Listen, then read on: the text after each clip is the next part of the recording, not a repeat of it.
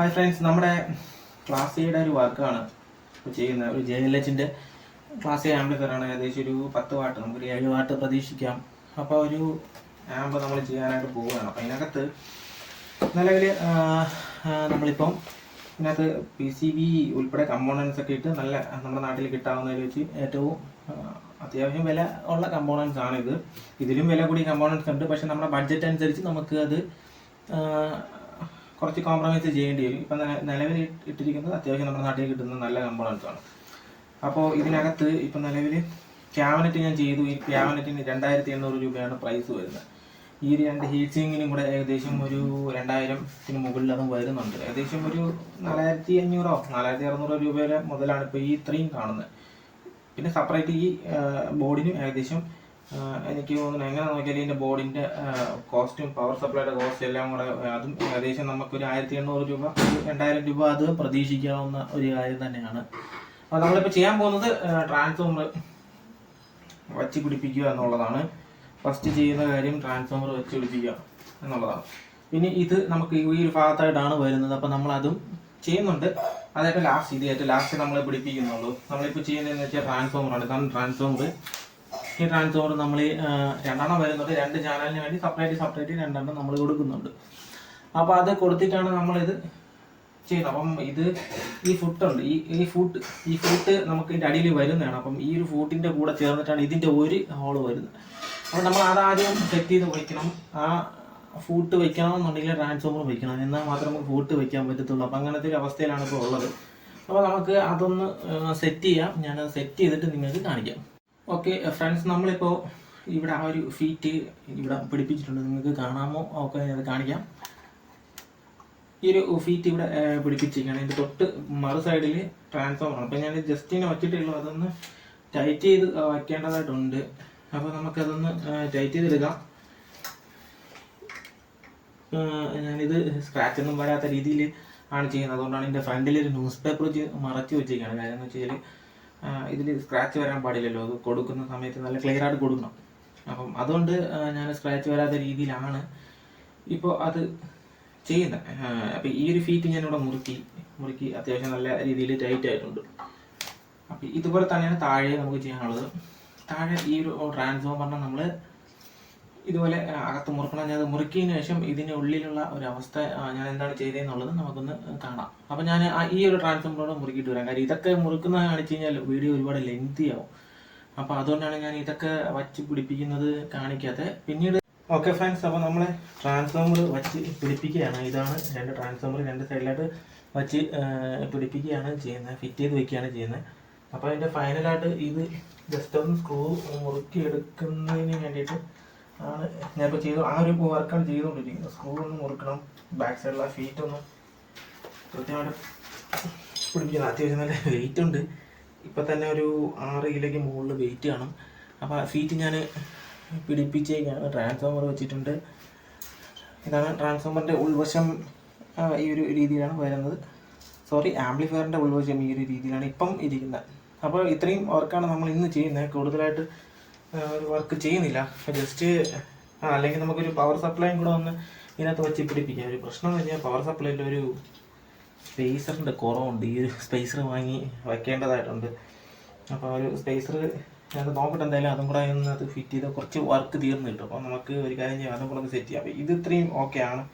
ഈ ഫീറ്റ് നമ്മൾ എപ്പോൾ ചെയ്യുമ്പോഴും ഫീറ്റ് വെച്ചിട്ട് വേണം ബാക്കിയുള്ള ഐറ്റംസൊക്കെ നമുക്ക് ഇതിനകത്ത് വെക്കാം. കാര്യം പിന്നെ വെയിറ്റ് കൂടി കഴിഞ്ഞാൽ ഫീറ്റ് വെക്കുന്ന ഒരു ബുദ്ധിമുട്ടായിരിക്കും. അപ്പോൾ ഞാൻ എപ്പോൾ ചെയ്യുമ്പോൾ ഈ ഫീറ്റ് വെച്ചിട്ടാണ് ഇതൊക്കെ ചെയ്യുന്നത്. ഇനിയുണ്ട് ഐറ്റംസൊക്കെ ഉണ്ട്, ഒന്നും തീർന്നിട്ടില്ല. ഇതുണ്ട്, ബാക്ക് സൈഡാണ്. ഈ ബാക്ക് സൈഡിൽ നോക്കി സോക്കറ്റിൻ്റെ ബാക്കിൽ ഇങ്ങനെ വരും. പിന്നെ ബനാന സോക്കറ്റ്സ് ഉണ്ട്. ബനാന സോക്കറ്റ്സ് ഈ സൈഡിലാണ് ഇങ്ങനെ വരുന്നത്. ഈ സൈഡിൽ ഇവിടെ ഇങ്ങനെയൊക്കെ ബനാന സോക്കറ്റ് വയ്ക്കാനുണ്ട്. അപ്പോൾ കുറച്ച് പരിപാടികളുണ്ട്. ഇത് തീരുന്നതിന് വേണ്ടി അല്പം വർക്കുണ്ട്. അപ്പോൾ തൽക്കാലം നമുക്ക് ഇനി ഒരു പവർ സപ്ലൈയും കൂടെ ഇതിനകത്ത് സെറ്റ് ചെയ്ത് വയ്ക്കാം. ഫ്രണ്ട്സ്, ഇതാണ് നമ്മുടെ പവർ സപ്ലൈ ബോർഡ്. ഇതാണ്. അപ്പോൾ ഈ ഒരു പവർ സപ്ലൈ ബോർഡ് നമ്മൾ ഇതിൻ്റെ ഉള്ളിലേക്ക് വയ്ക്കാനായിട്ട് പോവുകയാണ്. 4700 UF-ൻ്റെ 8 കപ്പാസിറ്റർ നമ്മൾ ഇതിനകത്ത് യൂസ് ചെയ്തിട്ടുണ്ട്. അപ്പം അതുകൊണ്ട് തന്നെ അത്രയും പവർ ബാങ്ക് ആണ് ഇത്. ഒരു പവർ ബാങ്ക്. കാര്യം ക്ലാസ് എ ആംപ്ലിഫയറാണ് നമ്മൾ ഓണാക്കുന്ന അതേ സമയത്ത് സർക്യൂട്ട് ഓണാകുന്നു, ട്രാൻസിസ്റ്റർ വഴി കറണ്ട് ഒഴുകുന്നു. അപ്പോൾ ഹീറ്റ് സിങ്ക് ചൂടാകുന്നു. അപ്പം നമുക്ക് നോർമലി ക്ലാസ് AB ആണെന്നുണ്ടെങ്കിൽ നമുക്ക് സിഗ്നൽ പോകുന്ന സമയത്ത്, പാട്ട് പാടുന്ന സമയത്ത് മാത്രമായിരിക്കും അത് വർക്ക് ആവുന്നത്. അല്ലെങ്കിൽ സ്വിച്ച് ഓണായി ഓഫായി നിൽക്കുന്ന ഒരു അവസ്ഥയിലായിരിക്കും അതുണ്ടായിരിക്കുന്നത്. പക്ഷേ ഇവിടെ ഈ ക്ലാസ് എ ആയതുകൊണ്ട് തന്നെ നമ്മൾ എപ്പോഴാണോ സ്വിച്ച് ഓൺ ചെയ്യുന്നത് അതേ സമയത്ത് അതിനകത്ത് കറണ്ട് ഒഴുകിക്കൊണ്ടിരിക്കുന്നു, അതുപോലെ ഹീറ്റ് പ്രൊഡ്യൂസ് ചെയ്തുകൊണ്ടിരിക്കുന്നു. ആ ഒരു കാരണത്താലാണ് നമ്മൾ ഇത്രയും കപ്പാസിറ്റീസ് ഇവിടെ യൂസ് ചെയ്തിട്ടുള്ളത്. ഇപ്പോൾ ഞാൻ 4735 വോൾട്ട് കപ്പാസിറ്ററാണ് ഇവിടെ കൊടുത്തിട്ടുള്ളത്. പക്ഷെ നമുക്ക് 10,000 UF വേണമെങ്കിലും വയ്ക്കാം. എത്ര വേണം നമുക്ക്, ഒരു 10,000 UF ഒരു 4 കപ്പാസിറ്ററോ അങ്ങനെ വേണമെങ്കിലും വയ്ക്കാം. പക്ഷെ ഇങ്ങനെ വയ്ക്കുമ്പോൾ നമുക്കൊരു ESR കുറഞ്ഞിട്ടും. ESR കുറഞ്ഞിട്ട് കഴിഞ്ഞാൽ നമുക്കതിൻ്റെ ഗുണം സൗണ്ടിൻ്റെ ഔട്ട്പുട്ടിലും എല്ലാത്തിനും, വർക്കിങ്ങിൻ്റെ കാര്യത്തിൽ എല്ലാത്തിനും നമുക്ക് ഗുണം ചെയ്യും. അപ്പോൾ അതുകൊണ്ടാണ് നമ്മളിത് ഈ ഒരു കപ്പാസിറ്ററിൻ്റെ ഈ ഒരു രീതിയിൽ നമ്മൾ ചെയ്തിട്ടുള്ളത്. അപ്പോൾ നമുക്ക് ഇത് പിടിപ്പിക്കുന്നതിൻ്റെ സ്പേസറാണ്. ഈ സ്പേസർ ഇതിൻ്റെ ഉള്ളിലേക്ക് പിടിപ്പിക്കുക എന്നുള്ളതാണ്.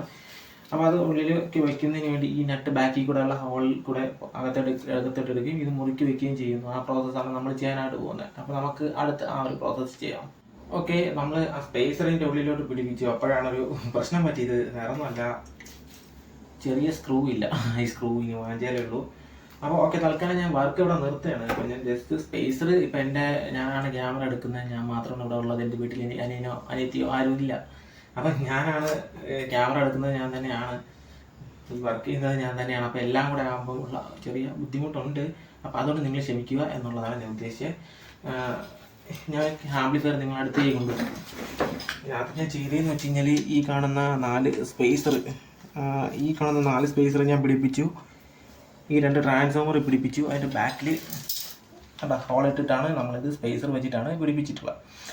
അപ്പം ഇത് വളരെ ഈസി ആയിട്ടുള്ള പരിപാടിയല്ല. ഇത് കുറച്ച് സമയം മെനക്കെടുത്തുന്ന പരിപാടിയാണ്. കാര്യം ഇതിൽ ഹോൾ ഇടുക, പിന്നെ ഇത് വച്ച് പിടിപ്പിക്കുക എന്നൊക്കെ ഉള്ളത് കുറച്ച് മെനക്കേട് പരിപാടിയാണ്. അതത്രയും ലോങ് ആയിട്ട് കാണിക്കാൻ പറ്റത്തില്ല. നിങ്ങൾ തന്നെ വീഡിയോ ലെങ്തിയായി പോകുമെന്ന് പറയും. അപ്പോൾ അതുകൊണ്ടാണ് ഞാനിത് ഈ ഒരു രീതിയിൽ കാണിച്ചത്. ഓക്കെ, പിന്നെ ഒരു കാര്യം, ഇത് 1963 സർക്യൂട്ടാണ്, JLH ആണ്. അപ്പം ഈ ഒരു ആംപ്ലിഫയറിന് ഇപ്പോൾ ഈ നമ്മുടെ നാട്ടിൽ ഇപ്പോൾ എന്താണ് പ്രസക്തി എന്ന് പലരും ചോദിക്കുന്നുണ്ട്.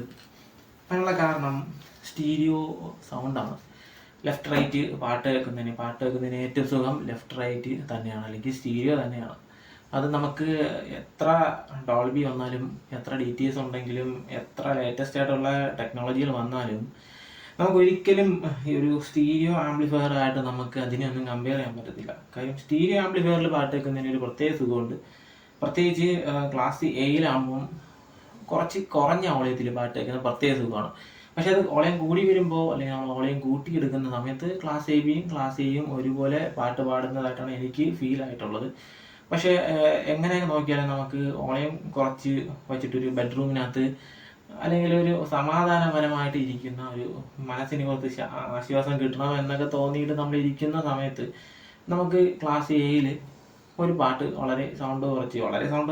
കുറച്ച് സൗണ്ട് കുറച്ച് നമ്മൾ കേൾക്കാൻ ശ്രമിക്കുകയാണെന്നുണ്ടെങ്കിൽ അത് നല്ലൊരു സുഖമുള്ള സംഭവമാണ്. കാര്യം സ്റ്റീരിയോ എന്ന് പറയുമ്പോൾ നമ്മുടെ നെറ്റ് ഇവിടെ കേൾക്കുന്നിടത്തൊന്നും, ഇപ്പോൾ യേശുദാസിൻ്റെയൊക്കെ പാട്ടിട്ട് നമ്മൾ കേൾക്കുന്ന സമയത്ത് ദാസേട്ടൻ പാടുന്നത് നമ്മുടെ ഈ ഒരു നെറ്റിൽ ഈ ഭാഗത്താണ് പാടുന്നതായിട്ടൊരു ഫീല് നമുക്ക് കിട്ടും. ലെഫ്റ്റ് റൈറ്റ് പക്കയായിരിക്കണം. അത് സ്പീക്കർ വയ്ക്കുന്ന ഡിസ്റ്റൻസ് എല്ലാം നമ്മൾ നോക്കിയിട്ട് വേണം. അത് ഓരോന്നിനും, ഓരോ ആംപ്ലിഫയറിനും, ഓരോ സ്പീക്കേഴ്സിനൊക്കെ അങ്ങനെ വയ്ക്കുന്നതിനും ഓരോ കണക്കുണ്ട്. അപ്പോൾ അത് നമ്മുടെ ടെസ്റ്റിനനുസരിച്ച്, അതായത് നമ്മുടെ കേൾവിയുടെ, ഇപ്പോൾ ഓരോ ആൾക്കാർക്ക് ഓരോ കേൾവി സുഖവും കേൾവി ശക്തിയൊക്കെയാണ് ഉള്ളത്. അപ്പം അവരുടേതായ രീതിയിൽ നമ്മൾ ആ ഒരു സ്പീക്കർ അറേഞ്ച് ചെയ്ത് വെക്കേണ്ടി വരും. അങ്ങനെ അപ്പോൾ നമുക്ക് ഈ ഒരു കറക്റ്റ് ഞാൻ പറഞ്ഞില്ല, ഈ ഒരു നെറ്റിയുടെ ഈ ഒരു ഭാഗത്തായിട്ട് പാട്ട് കേൾക്കുന്നതായിട്ടുള്ളൊരു ഫീല് നമുക്ക് വരാറുണ്ട്.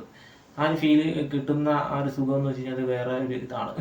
ലെഫ്റ്റ് റൈറ്റ് തബല അങ്ങനെയുള്ള മ്യൂസിക് ഇൻസ്ട്രുമെൻറ്റ്സ് ഒക്കെ ലെഫ്റ്റ് റൈറ്റ് വർക്കാവുന്നതും അല്ലെങ്കിൽ കേൾക്കുന്നതും, പാട്ട് പാടുന്ന ആളിൻ്റെ ആ ഒരു വോക്കൽ കറക്റ്റ് നമ്മളെ നെറ്റിയിൽ അവിടെ കേൾക്കുന്നതായിട്ട് കിട്ടുന്നൊരു സുഖം എന്ന് വെച്ച് കഴിഞ്ഞാൽ സത്യം പറഞ്ഞാൽ അതൊരു സുഖമാണ്.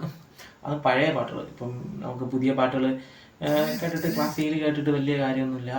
പഴയ ദാസേട്ടൻ്റെ പഴയ ഭക്തിഗാനങ്ങൾ, അല്ലെങ്കിൽ അതുപോലത്തെ പഴയ ഹിന്ദി പാട്ടുകൾ, തമിഴ് പാട്ടുകളൊക്കെ കേൾക്കുന്നതിന് സത്യം പറഞ്ഞാൽ ക്ലാസ്സിൽ ഒരു പ്രത്യേക സുഖമാണ്. അങ്ങനെ ടേസ്റ്റുള്ള അങ്ങനത്തെ പാട്ട് കേൾക്കാൻ താല്പര്യമുള്ള ആൾക്കാർ മാത്രമാണ് ഇതൊക്കെ ചെയ്യുന്നത്. അപ്പോൾ ഓക്കെ, ഇന്നത്തെ വീഡിയോ നമ്മൾ അവസാനിപ്പിക്കുകയാണ്. അപ്പോൾ നമ്മൾ ഇത്രയാണ് ഇന്നത്തെ വീഡിയോ. ബാക്കിയുള്ള ബിൽഡ് ചെയ്യുന്ന വീഡിയോ ഞാൻ ഘട്ടമായിട്ട് ഞാൻ അപ്ലോഡ് ചെയ്യുന്നതാണ്. അപ്പോൾ ആദ്യമായിട്ട് കാണുന്ന ആൾക്കാരെ കാണുന്നുണ്ടെങ്കിൽ ചാനലിനെ ഒന്ന് സപ്പോർട്ട് ചെയ്യുക. അപ്പോൾ ഏകദേശം സമയം എന്ന് വെച്ച് കഴിഞ്ഞാൽ 12:08 തിരിഞ്ഞാണ്, ഇപ്പം സമയം ഏകദേശം 12 വരുന്നത്. ഇപ്പം സെൽഫി ക്യാമറയിൽ ഞാൻ എടുക്കുന്നത്, അതുകൊണ്ടാണ് തിരിഞ്ഞു കാണുന്നത്. രാത്രി 12 8 ഇപ്പോൾ ആയിട്ടുള്ളത്. ഓക്കെ, അപ്പം ഞാൻ വർക്ക് നിർത്തിയാണ്, കൂടുതലായിട്ട് ലെങ്തി ആക്കുന്നില്ല. അപ്പം ഇതിൻ്റെ അപ്ഡേറ്റഡ് വീഡിയോസ് ഞാൻ ഇത് അപ്ഡേറ്റ് ചെയ്തുകൊണ്ടിരിക്കും. ഓക്കെ, നിങ്ങൾക്ക് അടുത്ത വീഡിയോ കാണുന്നവർ എല്ലാ കൂട്ടുകാർക്കും ബൈ ബൈ.